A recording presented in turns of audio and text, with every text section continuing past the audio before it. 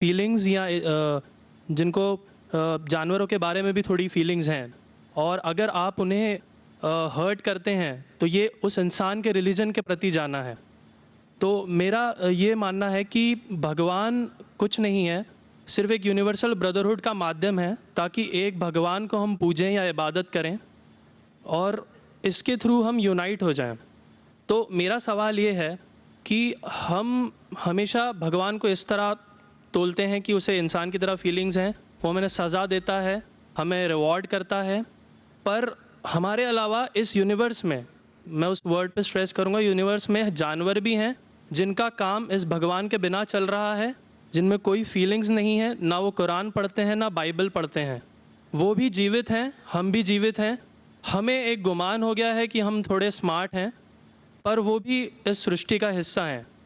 तो इस universal brotherhood में उनके प्रति हमारी भावनाएं के बारे में कुछ जिक्र, और मैं जानना चाहूँगा कि क्या पैंथीज़म इसका एक सॉल्यूशन नहीं है, क्योंकि इसमें हम किसी एक इंडिविजुअल को वर्शिप नहीं करते। जैसा कि जुडाइज़म में कहा गया है कि I am a jealous God, और एक जेलस एक ऐसा इमोशन नहीं है जिसे हम पूज सकें मेरे हिसाब से। पर अगर हम पैंथीज़म को एक सोल्यूशन माने तो ये एक ऐसी चीज़ है जो हमेशा रही है, पेड़ हमेशा रहे हैं, ये यूनिवर्स हमेशा रहा है, और जबकि धारणाएं, डेफिनेशंस भगवान की हमेशा बदलती रही हैं। तो अगर हम गॉड को कांस्टेंट के रूप में देखना चाहते हैं और इसे एक माध्यम बनाना चाहते हैं आपसी भाईचारे का, आलमी भाईचारे का, तो क्या पैंथीज़म इसका एक सॉल्यूशन नहीं है? भाई साहब ने सवाल पूछा कि यूनिवर्सल ब्रदरहुड हम सिर्फ इंसानों तक महदूद रह गए हैं, क्या जानवर में जान नहीं है? और ये भगवान को हमने खुद बनाया ताकि आलमी भाईचारा रहे, लेकिन क्या पैंथीज़म इसका सल्यूशन नहीं है कि भगवान को हम दूसरे रूप में देखें? भाई साहब का अच्छा सवाल है। सवाल के दो हिस्से हैं। पहला एक हिस्सा है कि यूनिवर्सल ब्रदरहुड सिर्फ महदूद इंसानों तक क्यों, जानवर पेड़ पौधों को क्यों नहीं लिया गया? दूसरा सवाल, क्या पैंथीज़म इसका सल्यूशन नहीं है? पहले सवाल का जवाब कि यूनिवर्सल ब्रदरहुड, आलमी भाईचारा के अंदर हम बाकी जीवित चीज़ों को क्यों नहीं लेते? अगर लेंगे तो जीना ही मुमकिन नहीं है।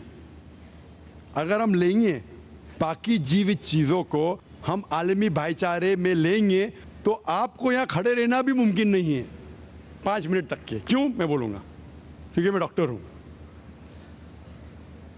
भाईचारा का एक उसूल है कि दूसरे भाई का कत्ल मत करो। उसूल है क्या नहीं?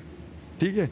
आप सांस ले रहे, अभी सांस ले रहे ना? आप जब सांस लेते लाखों जर्म्स का कत्ल कर रहे हैं आप कैसे भाई? ये लाखों लोग का कत्ल कर रहे जीने के लिए, ये कैसा भाईचारा है?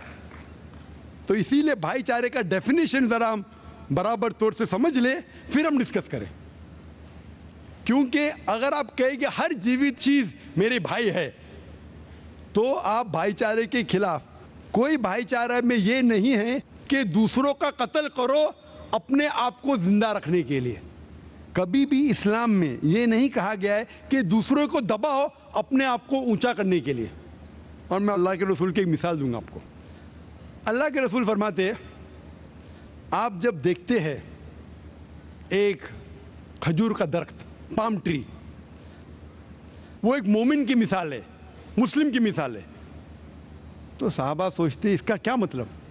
क्यों एक खजूर का दरख्त, पाम ट्री को मुस्लिम कह रहे? समझ में नहीं उनको। आज हम जानते हैं, उस टाइम अल्लाह के रसूल ने कहा, कोई भी पेड़ पौधे जब भी बढ़ते ऊपर, वो क्या करते हैं? आजू बाजू पेड़ को हटाते हैं, फिर ही बढ़ते हैं। नीचे जाते हैं, अपने पौधों को, रूट्स को एक्सपैंड करते हैं। इसीलिए आप देखेंगे म्युनिसिपैलिटी क्रैक्स को तोड़ती है, मजबूत करे। क्यों? वो पेड़ बढ़ता है तो क्रैक हो जाता है, फिर से टाइल लगाते हैं। जितना पौधा बढ़ता है, जितना पेड़ बढ़ता है, उतना आजू बाजू नुकसान करता है।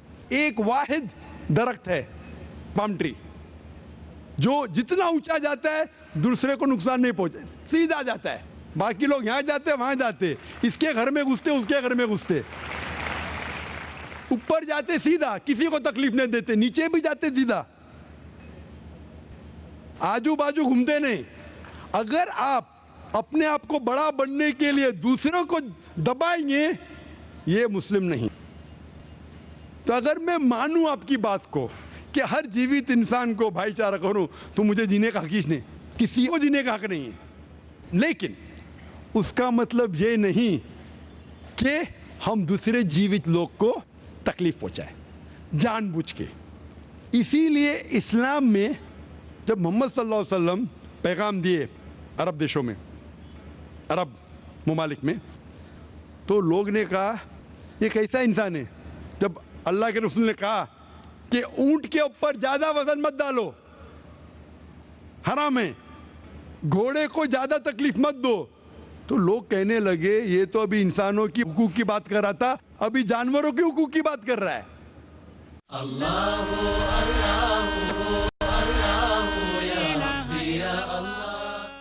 अल्लाह के रसूल फरमाते जब एक शख्स आग उगाता, बोलते आग को बुझाओ, क्यों? उधर चींटियां मर रहे हैं। उसका मतलब जानबूझ के कोई भी जीवित चीज को मारना हराम है। सिर्फ अनजाने में इजाजत है, या जिसकी इजाजत खुदा ने आपको दी है, जिसकी इजाजत दी है खुदा ने। मिसाल के तौर पे मनुस्मृति में चैप्टर नंबर 5 श्लोका नंबर 31 में लिखा है कि खुदा ने कुछ जानवरों को बनाए खाने के लिए और किसको खुराक बनने के लिए, some to be eaten some to eat. अगर वो खाने वाला जानवर दूसरे जानवर को खाता है जिसको खुराक के लिए बनाया है, तो कोई गुनाह नहीं है। मनुस्मृति चैप्टर नंबर 5 श्लोक नंबर 30 में अगर आप उस जानवर का कत्ल करते जो खाने के लिए बनाया गया है, तो आप गुनाह नहीं कर रहे। Manusmriti chapter number 5 shloka number 39 में सैक्रिफिशियल एनिमल, जो एनिमल कुर्बानी के लिए बनाए गए उसकी कुर्बानी देना गुनाह नहीं है। मैं क्यों हिंदू धर्म से कह रहा हूँ, मुस्लिम से भी कह सकता हूँ, बहुत से हवाले। उसका मतलब हमें किसी को तकलीफ नहीं देना चाहिए। लेकिन अगर अनजाने में चलते चलते चींटी मर गई तो आप बाहर चले नहीं सकेंगे, आप सांस लेंगे जर्म। तो अल्लाह ताला ने जर्म को पैदा किया है मरने के लिए आमतौर पे, तो आप गुनहगार नहीं। मालूम कुछ जैन लोग मास्क पहनते तो भी मरते, पानी को उबालते, उबालने से मार रहे, उबालने पानी पी के फायदा क्या? अंदर मारने के बदले बाहर मार रहे, क्या फायदा? ये मुमकिन ही नहीं है। लेकिन जानबूझ के कोई जानवर को, और एक मिसाल दूंगा, हमारे खतीब जुमा नमाज पढ़ाए थे कल, डॉक्टर उस्मान, उनने अपने खुतबे में मिसाल दी थी। क्या एक औरत थी जो बहुत बेहया थी, क्या कहेंगे, जो आम तौर पे लोगों की जीनत थी। मैं लफ्ज़ उर्दू ज़रा मेरी कमज़ोर है, मैं किसी को ठेस नहीं पहुंचाना चाहता। इंग्लिश में कहेंगे नॉट विथ गुड कैरेक्टर, बाजारी औरत। ज़रा मैं ऐसे लफ्ज़ नहीं इस्तेमाल करना चाहता किसी को चोट पहुंचे।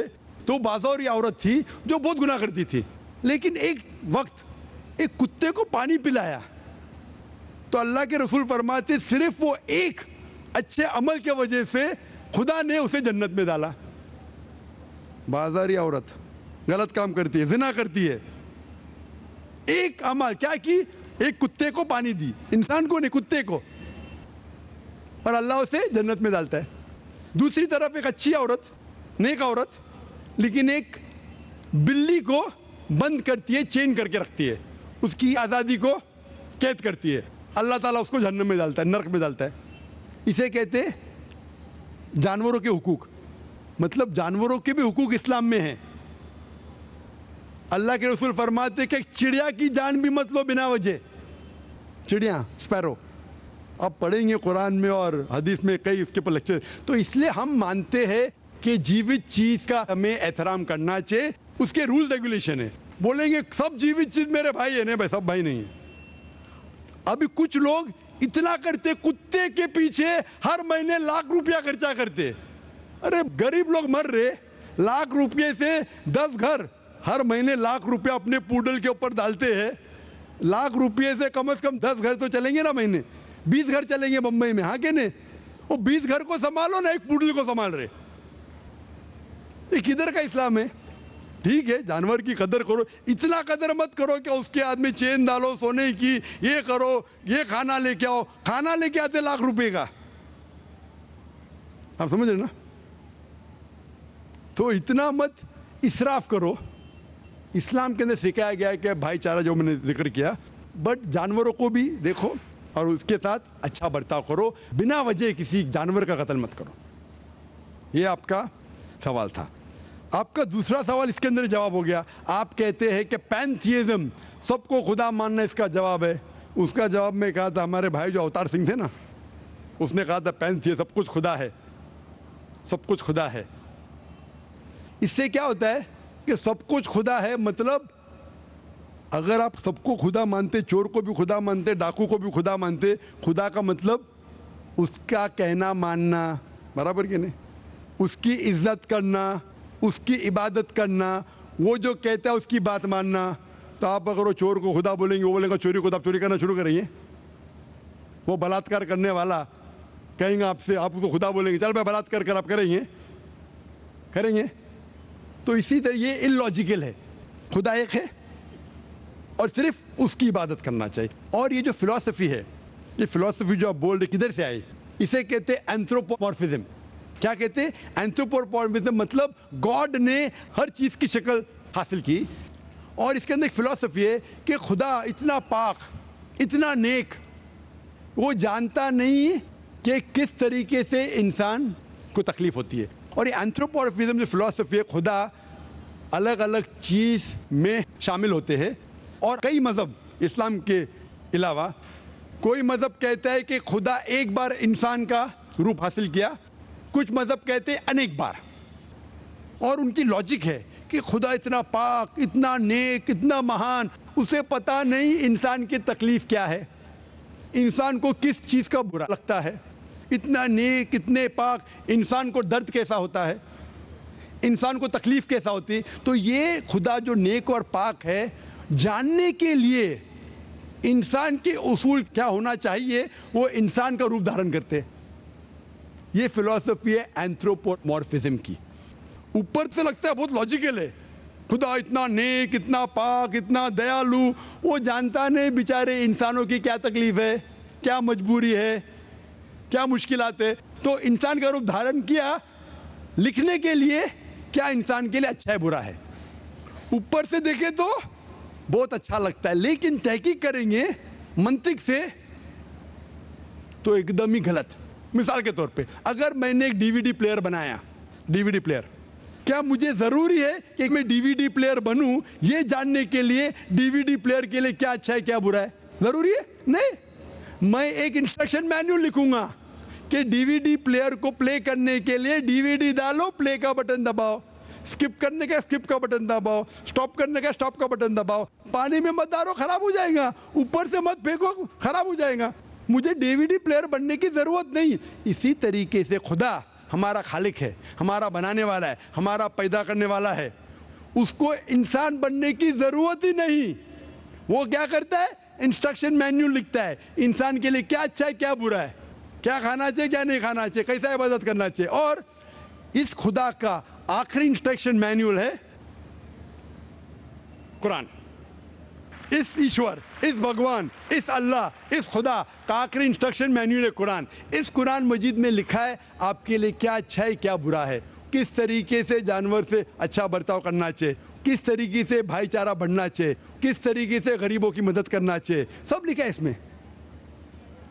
खुदा को खुद इंसान बनने की ज़रूरत नहीं, क्योंकि वो हमारा खालिक है, हमारा मालिक है। तो इसीलिए ये पैंथियज्म फिलॉसफी इज टोटली रॉन्ग।